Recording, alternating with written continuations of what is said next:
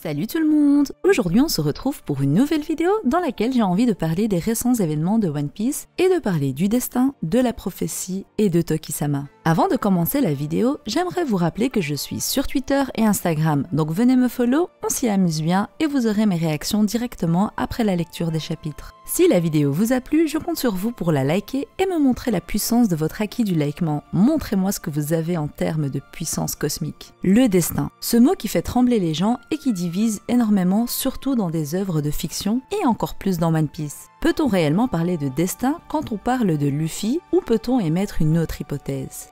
Avant de répondre à ces questions, remémorons-nous les gros éléments qui nous mènent à la conclusion que le destin pourrait bien exister dans One Piece. Tout d'abord, parlons de la fameuse prophétie du Dawn, une prophétie dont on nous parle depuis le début de l'œuvre, mais dont on ignore le contenu. Qui dit prophétie dit destin. Pourquoi? Car c'est un prophète ou un oracle qui prédit souvent l'avenir à une personne qui croit en sa destinée, et ces derniers justement essaient grâce à cette prédiction de contrer son destin, ou du moins de le contourner. Ensuite, le gros élément récent qui a remis ce débat sur le tapis, c'est l'arrivée de Joy Boy, une arrivée alors qui est prédite, ou du moins destinée à se produire, vu que c'est une information que Roger, Oden et leurs Nakama ont trouvée sur Loftel. La question qui revient le plus est alors, est-ce que Luffy deviendra seigneur des pirates de par son destin ou le deviendra-t-il de par sa volonté? Selon moi, oui, il peut y avoir une once de destin dans One Piece, mais après avoir pesé le pour et le contre, j'ai décidé de me diriger vers toute autre chose. Sans vous le cacher, ça ne me plaît pas trop de dire que Luffy est destiné à être seigneur des pirates et pas autre chose, car sa vie alors serait en quelque sorte contrôlée par le destin et non par son choix. D'un côté, je me suis dit alors que les choix qu'il avait faits, par exemple d'aider Vivi et Alabasta, ou encore d'en faire de même pour Rebecca ou pour Shirahoshi, étaient les siennes. Mais au final, les plus grandes décisions qu'il a prises sont des décisions qui l'ont mené sur ce chemin, le chemin qui le mène vers le trône. Alors, est-ce que ce sont les choix de Luffy qui dirigent son chemin ou est-ce que son destin lui impose le chemin à suivre? Donc oui, c'est grâce à sa volonté et par ses propres choix qu'il en est arrivé là. Mais il est quand même prédestiné à être à tel endroit à l'instant T et c'est ça qui me perturbe le plus. Après, je suis bien consciente qu'Oda ne traite pas du tout le destin de la même manière que dans d'autres œuvres et justement c'est pour cette raison que l'on est bien divisé par rapport à cette question. Mais selon moi, il y a encore quelque chose derrière et je parle en termes de prophétie ou plutôt même de divination. Vous le savez, Toki Kozuki possédait le fruit du démon du temps, ce dernier lui permettant de voyager dans le futur et non pas dans le passé. Ce fruit, selon moi, est l'une des clés du coffre aux réponses des mystères. Alors non, je ne pense pas que ce fruit ou un autre fruit aurait permis à Luffy de voyager dans le passé. Je pense qu'Oda n'a pas voulu se casser la tête avec le voyage temporel comme beaucoup l'ont fait et qu'il a décidé alors d'instaurer cette règle unique qui est impossible de voyager dans le passé. Combien d'œuvres ne se sont pas plantées car le voyage temporel était maltraité et surtout le voyage dans le passé. Autant le voyage vers le futur ne peut pas causer de tort, autant celui vers le passé peut créer de nombreuses incohérences qui gâcheront l'univers de One Piece qui est jusque-là bien ficelé. Bref. Selon moi, l'éveil de ce fruit du démon aurait permis à Toki d'avoir le don de la divination, celui de voir dans le futur. C'est d'ailleurs un don que Madame Shirley a, vu qu'elle voit à travers sa boule de cristal des choses qui sont censées se produire. Par contre, Toki, qui serait en possession du fruit du temps, pourrait alors aller voir plus loin, voir le futur concernant les événements du monde et alors en faire une prophétie. Pour vous donner un exemple, Toki a dit quand elle était dans le château en flammes « Tu es telle la lune qui ne connaît pas l'aube ». Si cette volonté se réalise, que 9 ombres soient projetées sous le clair de lune lorsque l'écheveau du temps aura dévité 20 années. Et l'aube aveuglante tu connaîtras. Et selon moi, ces dires n'étaient là qu'une divination de sa part et de par le fait qu'elle ait observé le futur et non pas parce qu'il s'agit du destin des fourreaux rouges de se venger. Ainsi, les prophéties concernant Luffy ont bel et bien été créées par les événements du futur, mais des événements qui se sont produits par ses choix et ses actions. Je vous l'accorde, la nuance est minime et est assez complexe à expliquer, mais j'espère que vous comprenez où je veux en venir. J'ai d'ailleurs envie de vous proposer également une théorie sur le fruit du temps justement. Beaucoup se posent la question de savoir où il se trouve et beaucoup se questionnent sur Toki. Est-elle en vie ou est-elle morte? Pourquoi n'a-t-elle pas envoyé Hiyori dans le futur? Est-ce qu'elle a pu s'échapper vers le futur in extremis lorsqu'elle était dans les flammes? Eh bien, c'est une possibilité, mais j'ai une autre théorie. Vous le savez, Hiyori est très bizarre jusqu'à maintenant et je n'en démords pas. Ses actions sont toutes suspicieuses et j'en parle plus en détail dans la vidéo concernant le coup d'état et le traître de Wano Kuni. Mais pour faire bref, selon moi, celle-ci est alliée à Kyoshiro qui serait en réalité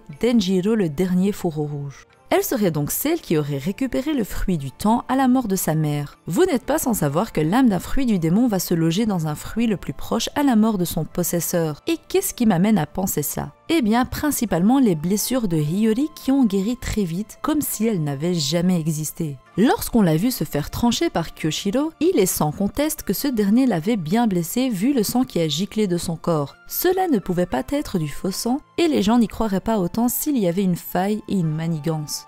Je me suis alors posé la question de savoir pourquoi est-ce que justement elle avait guéri aussi vite. On peut parler de l'huile de crapaud d'Usopp qui guérit super bien les blessures, mais pour autant je ne vois pas quand elle aurait eu le temps de s'en procurer pour être remise sur pied dès le lendemain et courir avec Toko pour fuir l'assassin Kamazo. D'ailleurs, à ce moment-là également, elle est blessée au bras mais cette blessure n'existe plus. Alors qu'on voit que Toko applique l'huile de crapaud sur Zoro pour le guérir de ses blessures et que la guérison n'est pas instantanée. Pourquoi on ne nous aurait pas montré l'application sur le bras de Hiyori? Eh bien selon moi, c'est parce qu'elle n'en a pas besoin vu qu'elle a la capacité de se guérir elle-même. Se guérir elle-même avec le fruit du temps? Et oui, elle pourrait accélérer sa régénération en utilisant le temps et principalement le futur sur la partie blessée et ainsi ne plus avoir aucune trace de sa blessure. Personnellement, je trouve que Hiyori est vraiment très louche et sa relation avec Kyoshiro ne fait aucun doute. Et ce dernier devait être au courant de sa capacité à se régénérer et c'est pour ça qu'il l'a tranché sans sourciller car tout faisait partie de leur plan. Mais bon, pour plus d'informations sur le plan, allez voir ma vidéo, ce sera plus complet. Je vous donne tous les détails et tous les arguments pour croire en ma théorie. Beaucoup se posent également la question de savoir si Hiyori ne pourrait pas être en réalité Toki-sama. Eh bien, je dois vous avouer que cela m'a perturbé également et que j'y ai pensé. Mais pour autant, il y a trop de contre-arguments à la théorie en question. De base, quels sont les éléments qui poussent les fans à croire que Hiyori ne serait nul autre que Toki? Eh bien, premièrement, leur apparence. Les deux se ressemblent trait pour trait et ont également la même pince à cheveux. Ce n'est pas courant dans l'univers de One Piece que parents et enfants se ressemblent autant. Pour autant, un contre-argument serait alors la famille des Nico,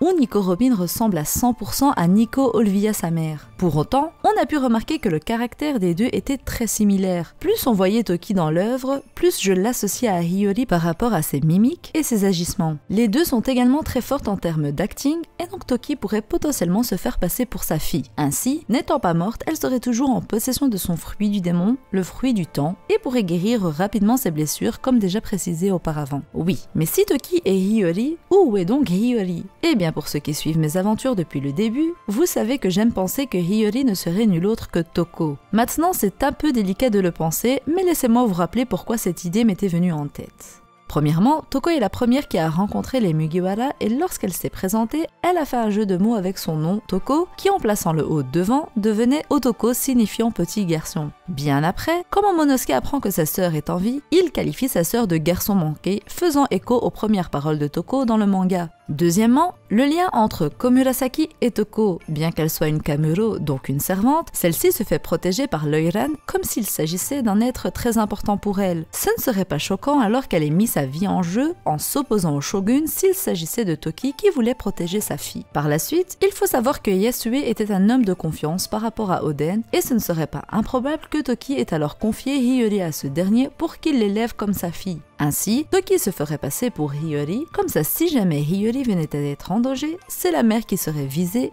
et non la fille. Mais alors, pourquoi Toko n'a pas grandi? Eh bien, je vous redirige vers ma vidéo concernant le smile, qui explique que les effets secondaires du smile, hormis la paralysie du visage, un des autres effets se porte sur la croissance interrompue. Cela expliquerait pourquoi Toko est bloqué dans ce corps d'enfant. Le problème dans cette théorie, c'est le fait qu'on nous dit que Hiyori s'est échappé du château de Kuri avec Kawamatsu, et qu'il a été son tuteur pendant moins d'1 an. Dans ce cas, Hiyori ne pourrait être que Hiyori, et par contre Toki pourrait être toujours en vie, mais quelque part bien caché. On peut penser que Hiyori n'a pas voulu rencontrer les fourreaux rouges restants, et en particulier Momonosuke, pour ne pas se faire démasquer. Mais ça c'était avant qu'on ait droit au flashback où l'on voit que Toki était présente aux côtés des fourreaux et qu'il la connaissait très bien. Ainsi, Kawamatsu ne se serait pas trompé quand il a reconnu Hiyori. Pour autant, on ne connaît pas quelle était la dernière mission de Kawamatsu et cela pourrait être un plan entre Kawamatsu et Toki-sama. Dans tous les cas, je m'attends à un sacré plot twist avec ces 3 personnages, à savoir Toki, Toko et Hiyori. Les trois attirent le doute et le mystère, et je ne sais pas ce que nous réserve Oda. Voilà, la vidéo est finie, j'espère qu'elle vous aura plu. Dites-moi tout ça dans les commentaires. Si vous n'êtes pas encore abonné, c'est le moment de le faire et surtout d'activer la cloche. D'ailleurs, je vous laisse aller faire un tour sur la chaîne pour regarder les vidéos qui pourraient potentiellement vous intéresser. Je vous conseille de voir la vidéo du coup d'état à Wano Kuni et la vidéo sur le smile pour compléter celle-ci. Sur ce, je vous laisse. Bisous!